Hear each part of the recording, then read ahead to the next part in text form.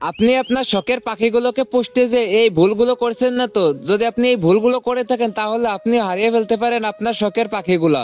তো বন্ধুরা, আপনি যদি এই ভিডিওটা সম্পূর্ণ দেখেন তাহলে আপনি আপনার পাখিকে ছোট থেকে কথা বলা শেখানো পর্যন্ত নিয়ে যেতে পারবেন। আমরা অনেকেই জানি শালিক পাখি অনেক সুন্দরভাবে মানুষের মতো কথা নকল করতে পারে, তো এটা দেখা দেখে আমরাও শখের বসে শালিক পাখি পুষতে চাই অথবা পুষতেছি। তো আপনারা জানেন না যে একটা শালিক পাখি সম্পূর্ণভাবে কিভাবে শুরু থেকে পুষে কথা বলা পর্যন্ত শিখে যাবেন।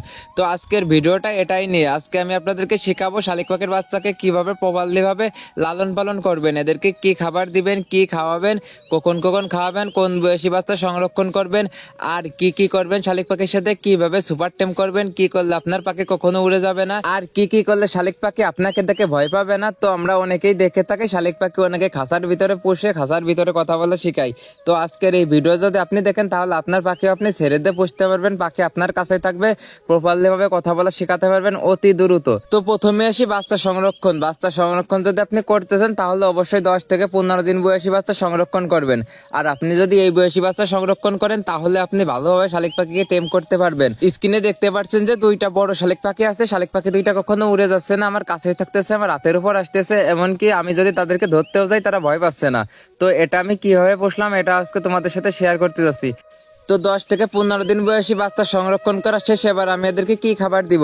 তো আমি বলে রাখি, এদেরকে যদি আপনার সম্ভব হয় ঘাস ফড়িং অথবা ফড়িং খাওয়াবেন। আর যদি এগুলো আপনি না পেয়ে থাকেন তাহলে অবশ্যই যে ব্রয়লার ফিড আছে ওই ফিডগুলো এদেরকে ভিজিয়াই খাওয়াবেন। তো কখন কখন ভিজাই খাওয়াবেন আর কতদিন পরে যে এদেরকে ভিজাই খাওয়ানো বাদ দিবেন এগুলো বলতেছি।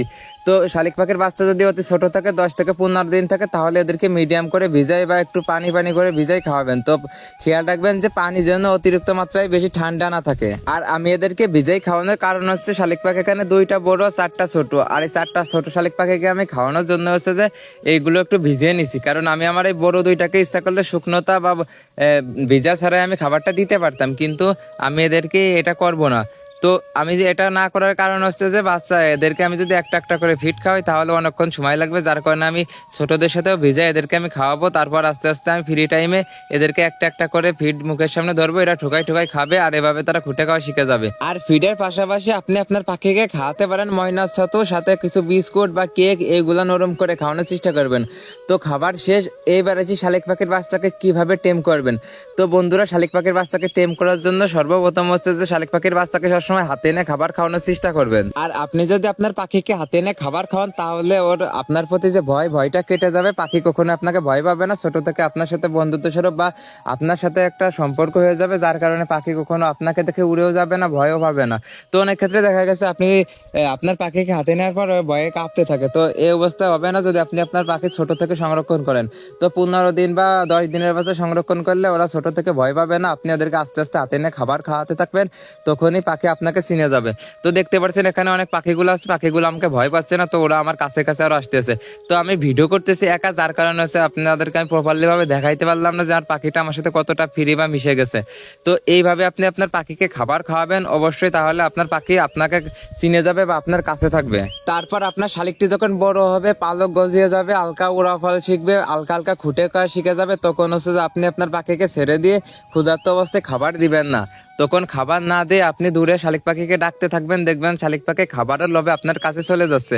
তো এইভাবে যাইতে যাইতে আপনি ডাক দিবেন যে নামে, ওই নাম ধরে সবসময় ডাকার চেষ্টা করবেন। তো এইভাবে যাইতে যাইতে পাখিটা আপনাকে চিনে যাবে, আর আপনি যখন ওই নাম ধরে ডাক দিবেন পাখিটা আপনার কাছে চলে যাবে। আর পাখি যখন কথা বলা শিখবে তখন ওই কথাটাই সর্বপ্রথম বলা শিখবে। তো বন্ধুরা, এইরকম যদি আপনি করেন আপনার পাখি প্রপারলি ভাবে আপনার টেম হয়ে যাবে, সুপার টেম, তাহলে আপনার পাখি কখনো উড়ে যাবে না, আপনাকে ভয় পাবে না। তো সর্বপ্রথম আপনার পাখি যখন উড়াফল শিখবে তখন হচ্ছে ওদেরকে একটু দূরে রাখবেন আর হাতে খাবার রাখবেন।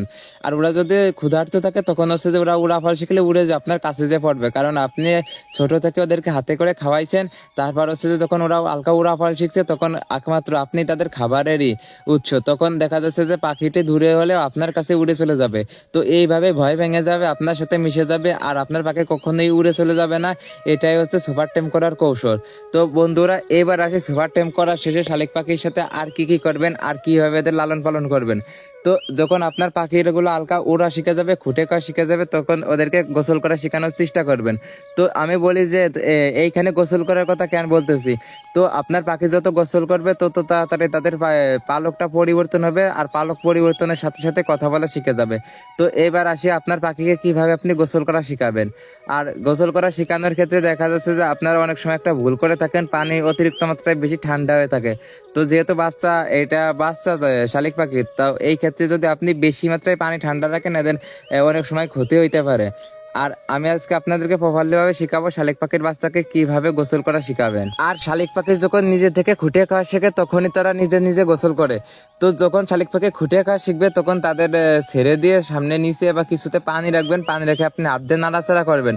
তো আপনি যখন নাড়াচাড়া করবেন তারা আস্তে আস্তে একদিন হোক 2 দিন হোক, ওরা তো প্রথমত অবস্থায় গোসল করবে না।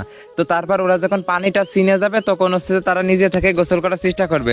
তো আপনি যদি এটা 2 থেকে 3 দিন ট্রাই করেন তাহলে অবশ্যই দেখবেন যে আপনার শালিক পাখি নিজে নিজে গোসল করতেছে।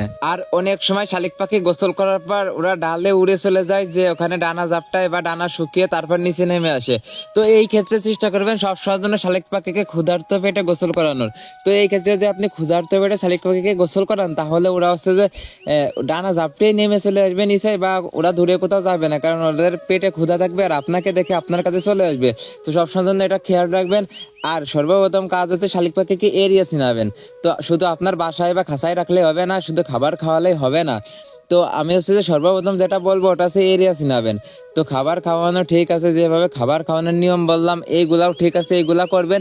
আর দ্বিতীয়ত কথা হচ্ছে বিকেল সকাল দুপুর যে সময় পান শালিক পাখি কিনে চারপাশে ঘোরার চেষ্টা করবেন। ঘোরার বলতে যে কোথাও গেলেন বাড়ির এক পাশে, ওই পাশে যে বসে থাকলেন শালিক পাখি কিনে 20 মিনিট 30 মিনিট বসে থাকলে শালিক পাখিটা হচ্ছে এরিয়া ভালোভাবে চিনতে পারে। তো অনেক ক্ষেত্রে দেখা যায় আপনি আপনার পাখিকে কোনো এক মাঠের কোনায় নিয়ে বইছেন, ওরা হচ্ছে উড়ে চারপাশ ঘুরে দেখে তারপর আপনার কাছে আসবে। তো এইভাবে আপনি আপনার পাখিকে এরিয়া চিনাবেন, তাহলে আপনার পাখি কোথাও হারিয়ে যাবে না। তো শুধু পোষ মানে আনলেন, আপনার পাখি গাছে চলে গেল, তারপর অন্য গাছে গেল, তারপর হচ্ছে যে আপনার বাড়ি চিনে বা খুঁজে পেল না। তো এই ক্ষেত্রে এই জিনিসটা সবসময়ের জন্য মাথায় রাখবেন যে পাখিকে এরিয়া চিনাতে হবে বাসার চারপাশ। তো পাখিকে ফ্রি টাইমে অল টাইম কাছে রাখার চেষ্টা করবেন, তাহলে পাখিটি ভালোভাবে এরিয়াটা চিনে যাবে। তারপরে গোসলের পরে আসি পালক পরিবর্তনের। তো আপনার পাখি যদি আপনি 2 দিন বা সপ্তাহের ভিতর 2 দিন গোসল করান তাহলে দেখা যাবে আপনার পাখি অতি শীঘ্রই পালক পরিবর্তন করবে। আর যখনই আপনার পাখি পালক পরিবর্তন করবে তার কিছুদিন পর থেকে কথা কপি করার চেষ্টা করবে। আমি শুরুতে আপনাকে বলেছিলাম শালিক পাখিকে সবসময় এক নামে ডাকার চেষ্টা করবেন। আপনি যদি আপনার পাখিকে এক নামে ডাকেন তাহলে আপনার পাখি ওই কথাটা সর্বপ্রথম শিখবে। তো ওই কথাটা শিখে যাওয়ার পরে শালিক পাখির সামনে আরো নতুন একটি কথা শেখানোর চেষ্টা করবেন, বারে বারে তার সামনে যে বলবেন। আর আপনি যখন বারে বারে ওই কথাটা পাখির সামনে বলবেন তখন ওই পাখি, আর আপনি যখন একটি কথা বারে বারে পাখিটির সামনে বলবেন তখন পাখিটি ওই কথাটা বলা শিখে যাবে। তো চেষ্টা করবেন একসাথে অনেক কথা না শেখানো, ধাপে ধাপে একটার পর একটা এরকম শেখানোর। তো আপনি যদি একবারে অনেক কথা শিখাতে যান তাহলে এক্ষেত্রে পাখি কোনো কথা নাও শিখতে পারে, কারণ তখন তার ব্রেনটে অনেক চাপ পড়বে। আর পাখির ব্রেন মানুষের থেকে অনেক অনেক কম হয়ে থাকে, যার কারণে সবসময় জন্য চেষ্টা করবেন পাখির ব্রেনটে চাপ না দেওয়ার। আর সবসময় চেষ্টা করেন পাখিকে 2টি শব্দ শেখানোর, যেমন মিঠু, কাকি, ভাবি, মা, এইগুলো শেখানোর চেষ্টা করবেন। আর কখনোই পেঁচানো যে শব্দ ওইগুলো কখনোই শেখানোর চেষ্টা করবেন না শুরুর অবস্থায়। আর আপনি যদি এই ভিডিও দেখে এই নিয়মগুলো প্রপারলি ভাবে মেনে চলেন তাহলে আপনি আপনার পাখি ছোট থেকে কথা বলা শেখানো পর্যন্ত নিয়ে যেতে পারবেন, এমনকি প্রপারলি ভাবে কথা বলা শেখাতেও পারবেন। তো বন্ধুরা এই ছিল আজকের ভিডিও। আর পাখি নিয়ে আপনাদের মনে যদি কোনো প্রকার প্রশ্ন থাকে তাহলে অবশ্যই কমেন্ট বক্সে জানাবেন, আমি রিপ্লাই দিব। আর আজকের ভিডিওটা তোমার কাছে কেমন লাগছে অবশ্যই অবশ্যই কমেন্টে জানিয়ে যাবা।